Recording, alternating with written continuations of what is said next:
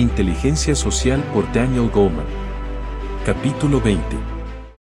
La cohesión social natural.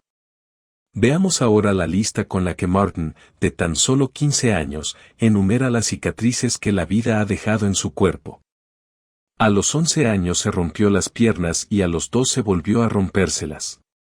Sus manos están llenas de las cicatrices causadas por las peleas y las manchas que han dejado en ellas las drogas, los robos y las relaciones sexuales impropias. En un brazo tiene la huella de una quemadura que se hizo fumando marihuana y en el otro la cicatriz de un cuchillazo.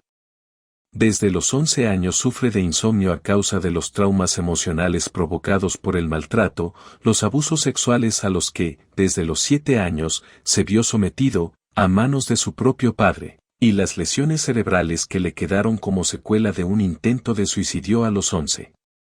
Cuando solo tenía 8 años, según dice, frió su cerebro a base de pastillas, anfetaminas, marihuana, alcohol, hongos y opio.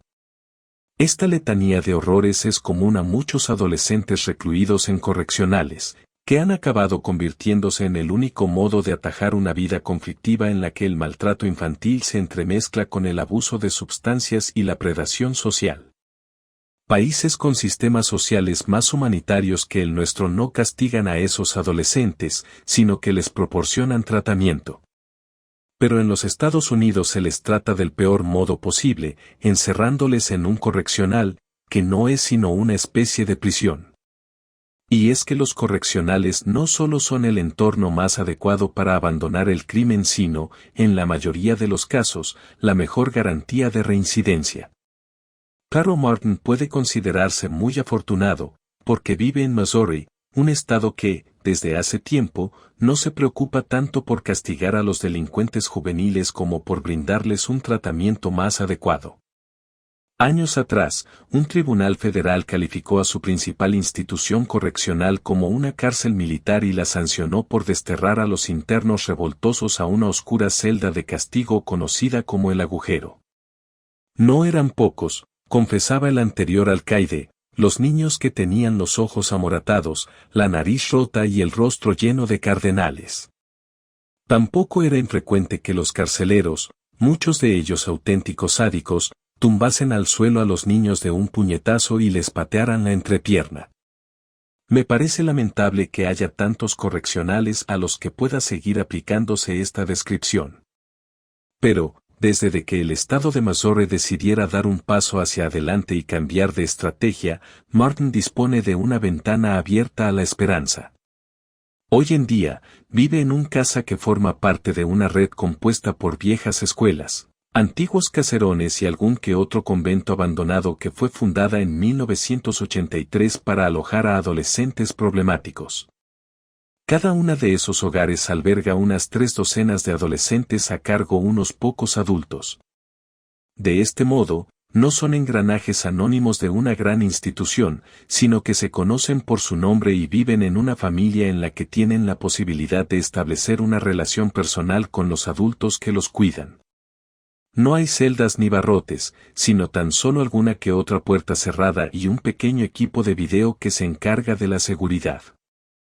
El clima emocional del lugar se asemeja más al de una casa que al de una cárcel. Los adolescentes se agrupan en equipos de unas 10 personas y los responsables se ocupan de que nadie se salte las reglas. De este modo, los distintos equipos comen, duermen, estudian y se duchan juntos bajo la supervisión de un par de cuidadores. Tampoco hay esposas ni celdas de castigo y, si alguno de los internos crea problemas, todo el mundo sabe sujetarle para garantizar la seguridad de los demás, cogiéndole de brazos y piernas y derribándole al suelo, donde le mantienen hasta que se calma y recupera la compostura. Según el director del programa, las peleas son casi inexistentes y, en las contadas ocasiones en que se ha desencadenado un incidente, esa estrategia jamás ha provocado una lesión seria. Los miembros de cada grupo se sientan en círculo una media docena de veces al día para comentar cómo se sienten. Cualquiera puede solicitar, en esas ocasiones, la presencia de una persona ajena al grupo para exponer un problema o elevar una queja, la mayor parte de las veces sobre cuestiones de seguridad y respeto. Así es como la atención puede ir desde las cuestiones académicas o de limpieza hasta las corrientes emocionales subterráneas que, en el caso de ser ignoradas, acaban provocando un estallido. Cada tarde se reúnen para llevar a cabo actividades destinadas a alentar la camaradería, la cooperación, la empatía y la percepción exacta de los demás y desarrollar así la confianza y la comunicación interpersonal. Todo eso acaba proporcionándoles un fundamento seguro y permitiendo el desarrollo de las habilidades sociales que tan desesperadamente necesitan. Este clima de confianza es esencial para que los adolescentes se abran a su turbulento pasado. En la medida en que expresan su historia de negligencia, violencia doméstica, maltrato físico y abuso sexual, van cobrando conciencia de las fechorías y delitos que acabaron provocando su reclusión. Pero el tratamiento no concluye el día en que abandonan la institución. En lugar de verse arbitrariamente asignados a la tutela de un funcionario sobrecargado de trabajo, práctica habitual en la mayoría de los estados, los jóvenes de Missouri conocen a la persona que supervisará su caso desde el mismo instante en que cruzan la puerta del reformatorio. Es por ello que, cuando son liberados, ya tienen una relación con la persona encargada de encauzar su proceso de reinserción. El cuidado posterior es uno de los factores clave de la fórmula empleada en Missouri. Cada uno de los adolescentes excarcelados se reúne a menudo con su coordinador y, más frecuentemente, con un supervisor, habitualmente de su misma ciudad o un estudiante de la universidad local, que se encarga de controlar su progreso y le ayuda a encontrar trabajo. ¿Cuáles son los beneficios de este tipo de tratamiento? Son muy pocos los estudios de seguimiento de los adolescentes que han salido de un correccional, pero cierta investigación realizada en 1999 puso de relieve que la tasa de reincidencia del programa de Missouri era, al cabo de los 3 años de haberlo abandonado, de un 8%, una cantidad ínfima si la comparamos con el 30% de reincidencia de los que habían pasado por Maryland, por ejemplo. Otro estudio que comparó los que volvían a un tribunal de menores, a la prisión o que perdían la libertad condicional durante el año posterior a la excarcelación descubrió que la de Missouri era tan solo del 9%, muy inferior, por cierto, a la del 28% de Florida. Tampoco hay que olvidar, por último, el coste humano que supone encerrar a los jóvenes en lugares tan espantosos.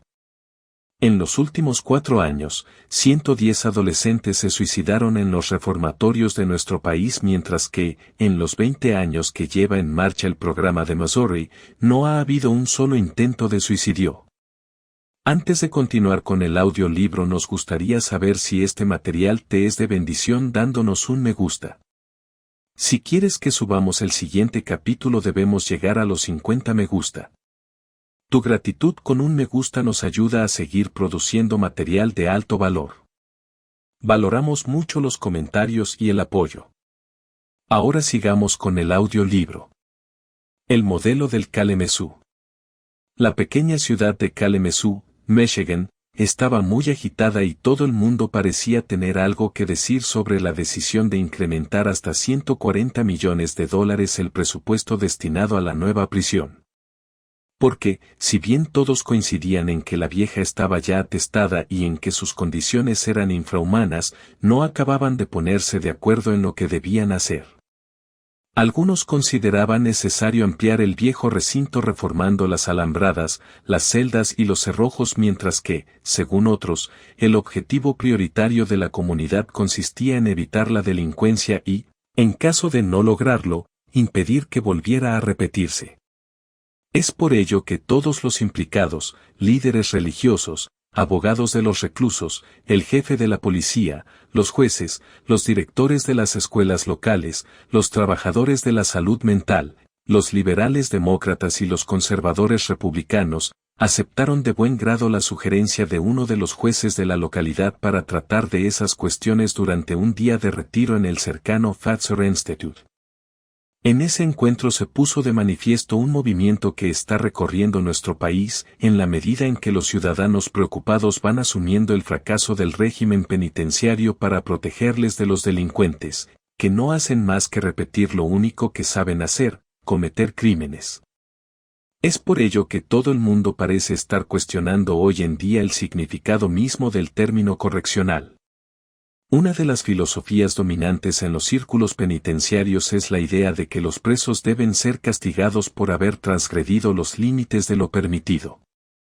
A decir verdad, los prisioneros se ven condenados a diferentes tipos de castigo en función del crimen cometido, pero, para muchos, la prisión es un entorno infernal en el que los internos se ven obligados a luchar con uñas y dientes y en el que solo sobreviven los más duros.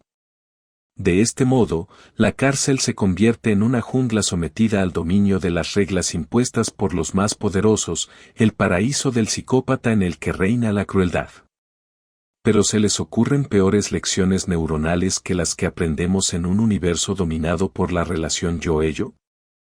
Para sobrevivir en ese entorno se requiere de una amígdala tendente a la hipervigilancia paranoica y de una desconfianza y una distancia emocional que nos proteja y nos mantenga siempre dispuestos a emprender una pelea. Difícilmente podríamos crear un entorno más adecuado para alentar los instintos criminales.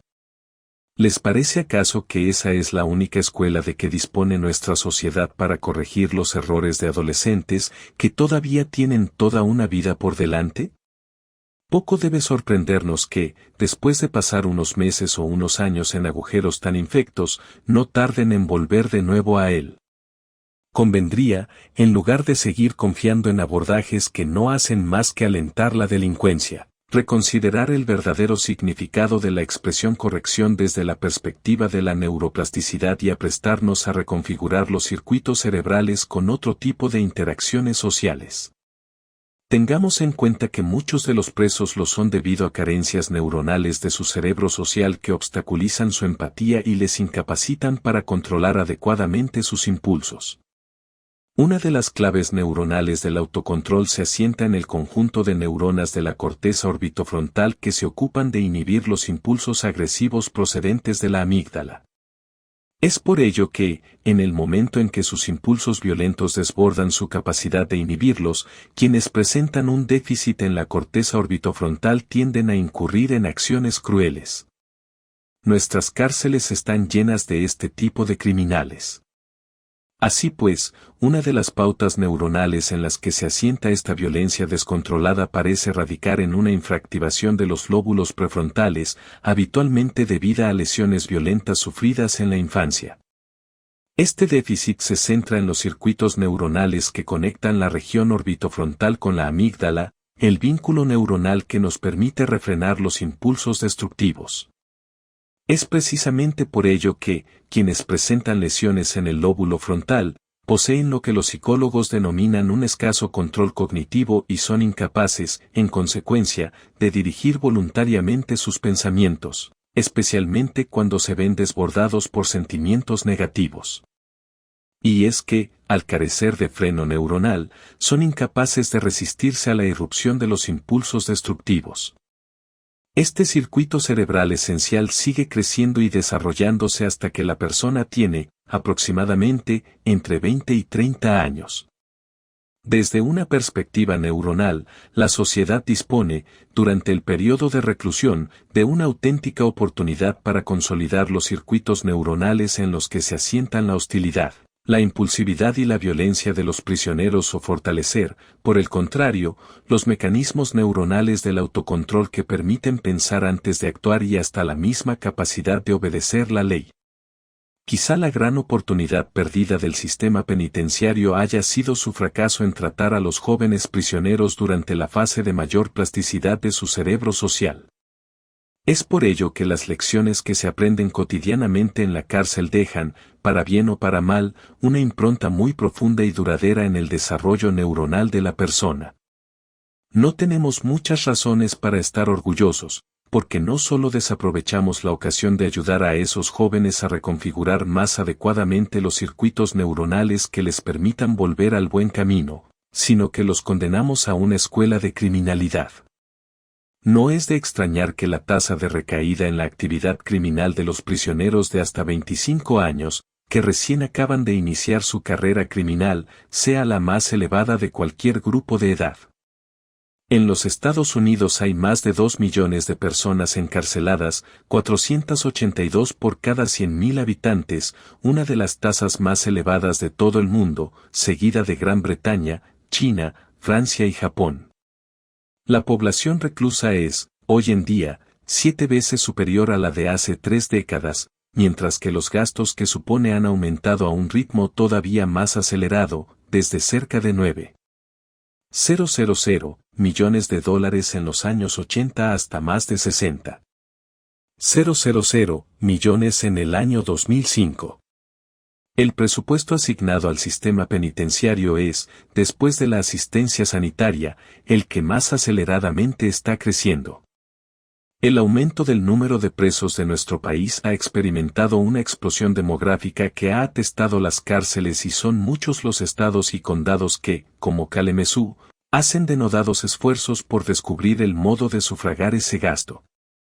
Pero, más urgente todavía que el coste económico es, no obstante, el coste humano porque, cuando alguien cae en las redes del sistema penitenciario, son muy pocas las probabilidades de escapar de él. Tengamos en cuenta que 2/3 partes de los reos excarcelados de los Estados Unidos vuelven a ser arrestados al cabo de 3 años. Estas fueron las crudas realidades contempladas por los inquietos ciudadanos de Kalamazoo que, al finalizar el día de retiro, habían coincidido en una causa común, convertir Kalamazoo en la comunidad más segura y justa de los Estados Unidos. Para ello, rastrearon todo el país en busca de los abordajes que la investigación hubiese demostrado más útiles, es decir, aquellos que presentaran beneficios concretos como, por ejemplo, un notable descenso en la tasa de reincidencia. El resultado es bastante inusual, un programa basado en evidencias que se ocupa de reconectar a las personas problemáticas con quienes se ocupan de ellos. La propuesta del grupo de Kalamazoo se sirve de un amplio abanico de esfuerzos que van desde impedir el crimen hasta el uso provechoso del tiempo que los sujetos pasan en la cárcel y proporcionar a los excarcelados una red de relaciones que les ayuden a permanecer alejados de la cárcel. El principio que alienta todos esos esfuerzos se basa en el hecho de que las relaciones de apoyo impiden el crimen y que esas relaciones deben comenzar en el barrio, es decir, el lugar en que los jóvenes corren más peligro de convivir con el crimen. Hacemos una breve pausa para pedirte un gran favor. ¿Podrías dejarnos un me gusta y un comentario? Nos es de gran valor y nos ayuda mucho. Las comunidades conectadas. Los vecinos de cierto barrio empobrecido del sudeste de Boston han convertido un antiguo solar en un huerto en el que cultivan repollos, coliflores y tomates, rodeado de una cerca en la que un cartel, pintado a mano, reza: respetad nuestro esfuerzo, por favor. Este pequeño mensaje de esperanza refleja una clara predisposición de ayudar al vecindario. ¿Seguirán, en tales condiciones, los adolescentes que haraganean perezosamente en una esquina intimidando a los más pequeños? ¿Les invitarán ahora los adultos a dispersarse, llamando incluso para ello a sus padres? El respeto y el cuidado determinan la diferencia existente entre un huerto comunitario y un solar abandonado y lleno de basura concurrido por traficantes de drogas. A mediados de los 90, por ejemplo, una asociación de sacerdotes negros se dedicó a recoger a los niños que pasaban el tiempo en las calles de los barrios más degradados de Boston e integrarlos en programas extraescolares dirigidos por adultos. La tasa de homicidios de Boston descendió rápidamente durante los años 90, desde 151 en 1991 a 35 10 años más tarde, como también sucedió en otras ciudades del condado. Aunque el gran declive de los índices de criminalidad de los años 90 se atribuyó fundamentalmente al auge económico experimentado durante esa época, la cuestión sigue todavía en pie. ¿De qué modo podemos contribuir a establecer, como hicieron esos sacerdotes negros, un tejido social que contribuya a reducir el crimen en una determinada zona? La respuesta a esta pregunta viene de la mano de una investigación de 10 años sobre la posible relación existente entre crimen y compromiso comunitario dirigido por el psiquiatra Fulton Oros de Harvard, cuyas conclusiones sugieren una respuesta claramente positiva. Con la ayuda de un equipo de investigación, Earls grabó 1.408 cintas de video de 196 barrios de Chicago, incluyendo los más humildes y con mayor índice de criminalidad, documentando toda la vida ciudadana, desde las actividades de la iglesia hasta el tráfico de drogas. Las cintas se vieron posteriormente cotejadas con los registros de los crímenes cometidos en esos mismos barrios, así como también con entrevistas con 8.782 residentes. El grupo de Earls descubrió la existencia de dos factores fundamentales que influyen en la tasa de criminalidad. El primero de ellos es el nivel general de pobreza del barrio, del que hace tiempo que se sabe que influye muy directamente en el índice de criminalidad, como también sucede con el analfabetismo, otro factor oculto. El segundo es el tipo de relación que existe entre los miembros de la comunidad. La combinación simultánea de pobreza y desconexión ejerce una influencia mucho más poderosa en la tasa de criminalidad de una determinada zona que otros factores habitualmente citados, como la raza, el sustrato étnico o la estructura familiar. Earls descubrió que, aun en los barrios más degradados, las relaciones personales positivas no solo iban acompañadas de un índice más bajo de criminalidad, sino también de un menor uso de drogas entre los jóvenes, menos embarazos adolescentes no deseados y un mejor rendimiento académico de los niños. Según Earls, muchas comunidades afroamericanas de bajos ingresos tienen una fuerte tradición de ayuda mutua a través de las iglesias y la familia extendida que, en su opinión, constituyen una estrategia muy provechosa de lucha contra el crimen. Cuando un grupo de vecinos se ocupa de limpiar los grafitis de las paredes es menos probable que aparezcan nuevas pintadas. Y es que, si el vecindario presta atención a los delitos, los niños saben que los mayores cuidan de ellos, una actitud que, en los barrios más empobrecidos, resulta muy importante para que los vecinos se protejan entre sí y, más especialmente, a los hijos de los demás. Se acabaron los pensamientos negativos. Durante su adolescencia, el hijo de un viejo amigo, al que llamaré Brad, empezó a beber y, cada vez que tomaba unas copas de más, se convertía en una persona agresiva y hasta violenta. Esta conducta le llevó a una serie de encontronazos con la ley que finalmente le llevaron a la cárcel por herir gravemente a un compañero de clase en una pelea que tuvo lugar en el dormitorio universitario.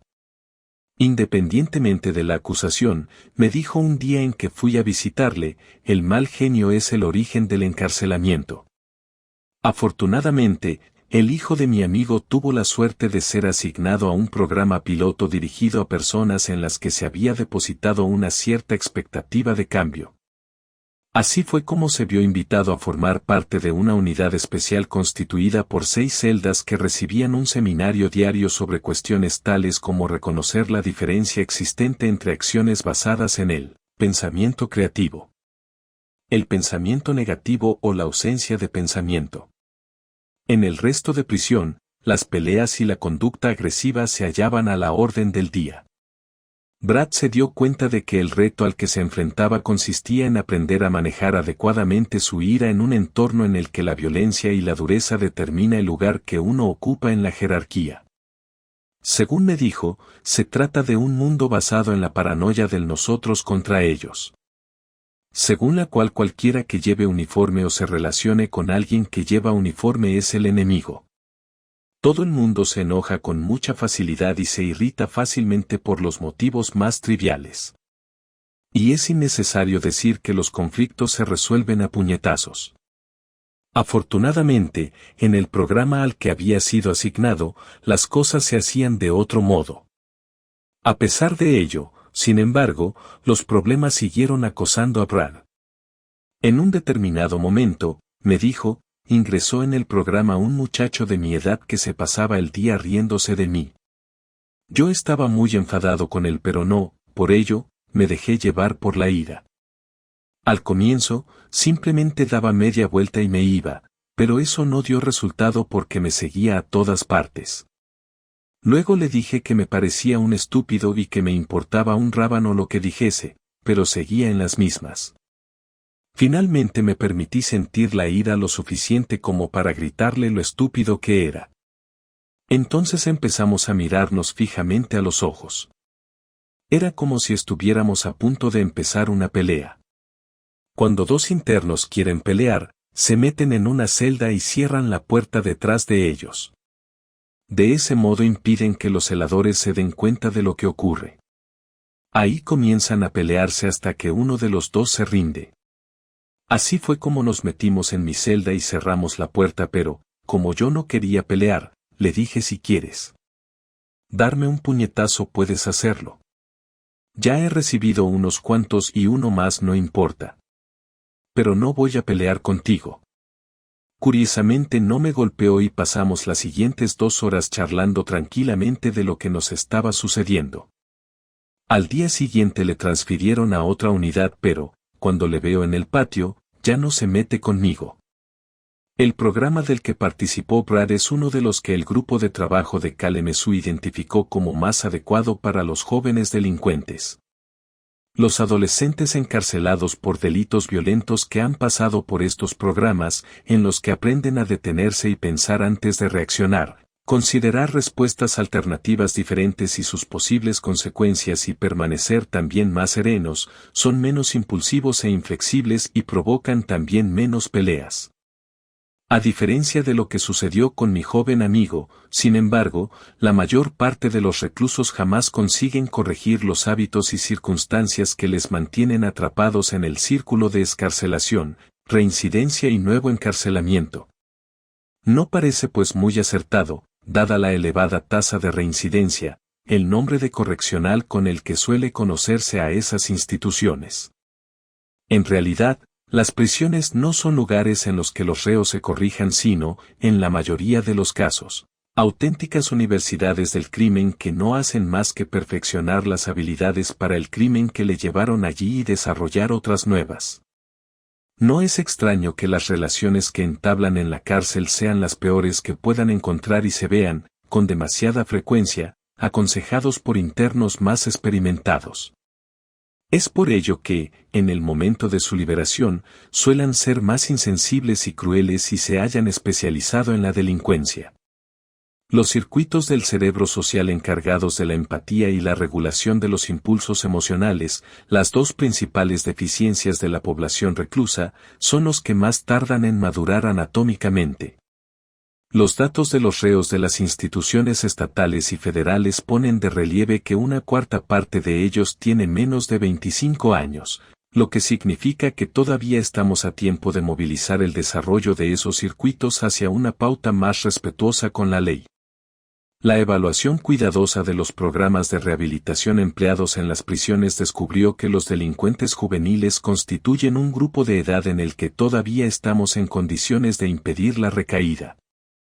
La eficacia de esos programas sería mucho mayor si tuviesen en cuenta los métodos empleados por los cursos de aprendizaje emocional y social.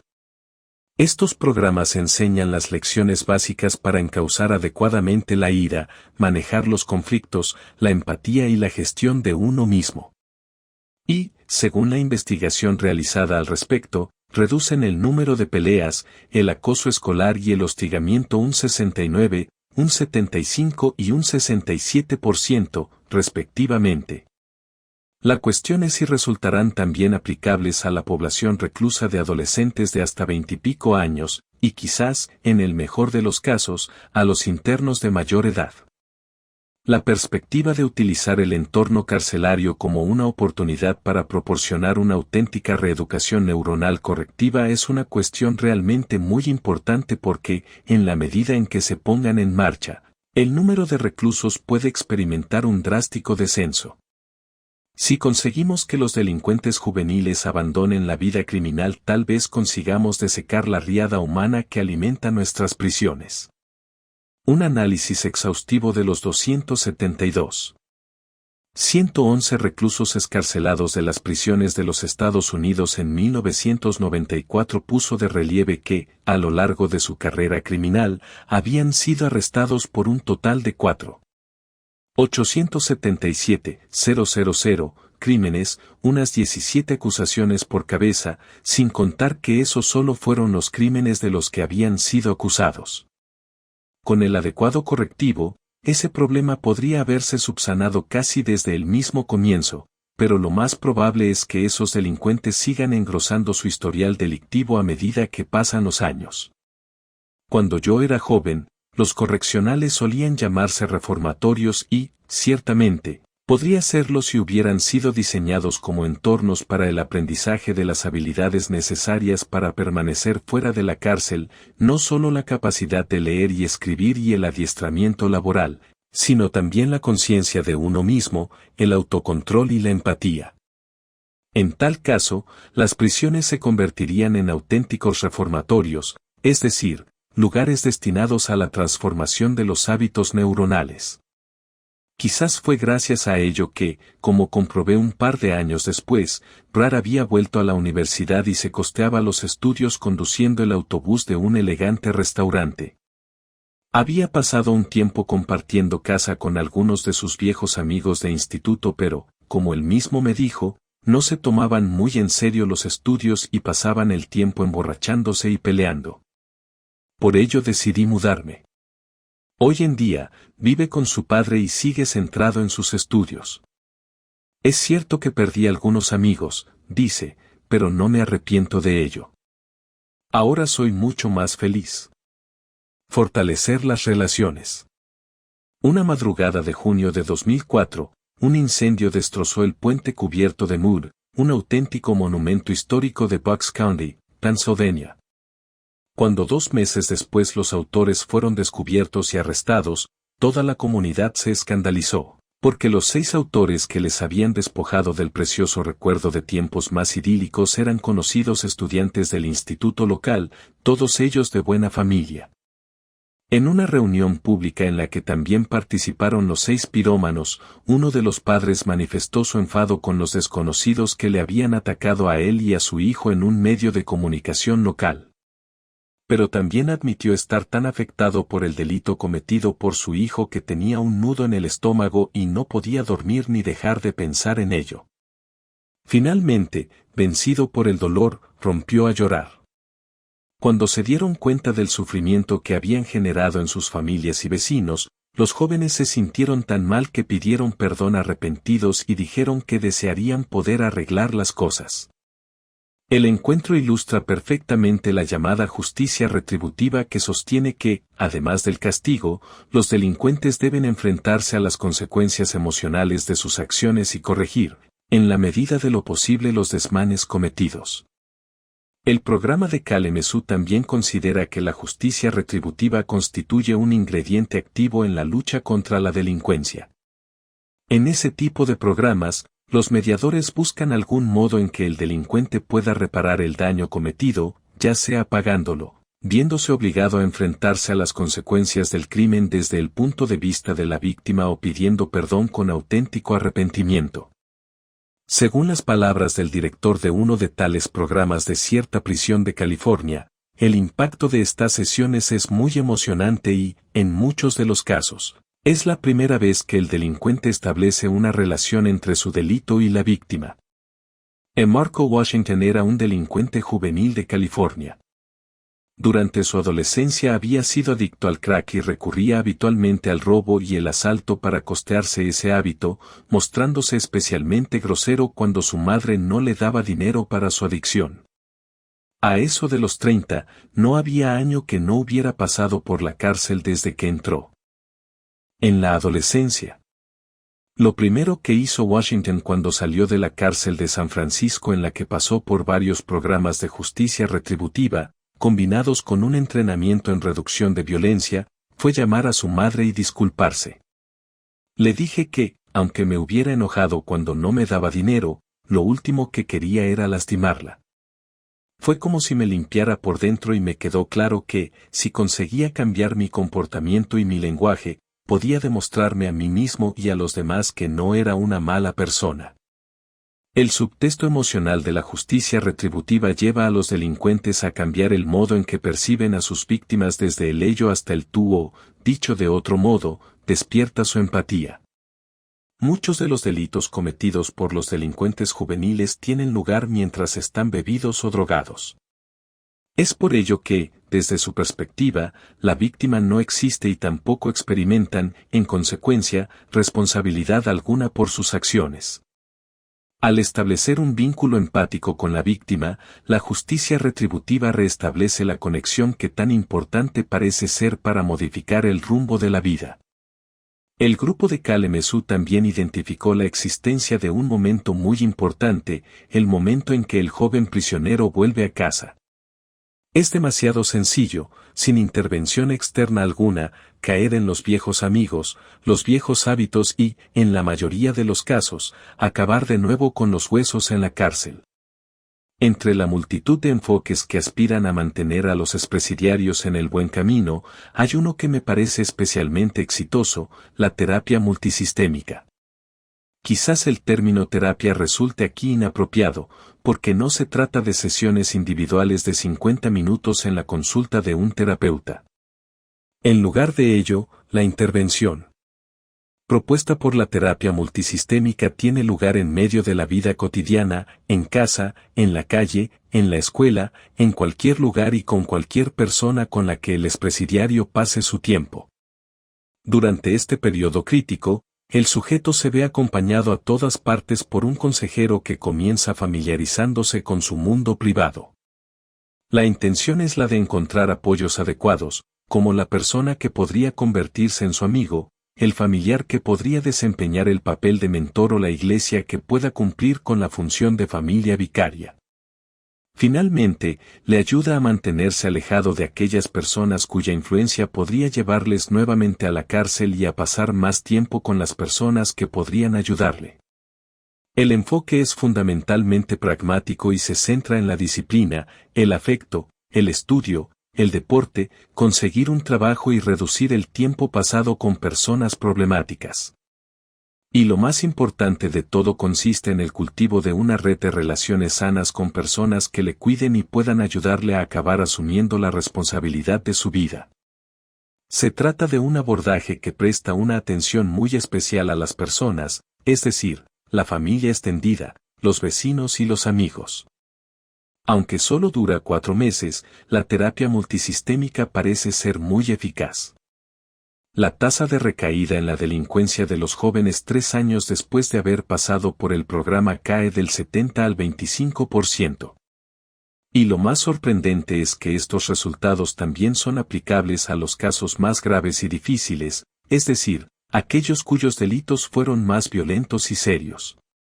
Un estudio del gobierno sobre la edad de los prisioneros señala que el grupo que crece más rápido es el de mediana edad y que casi todos ellos tienen tras de sí un largo historial delictivo.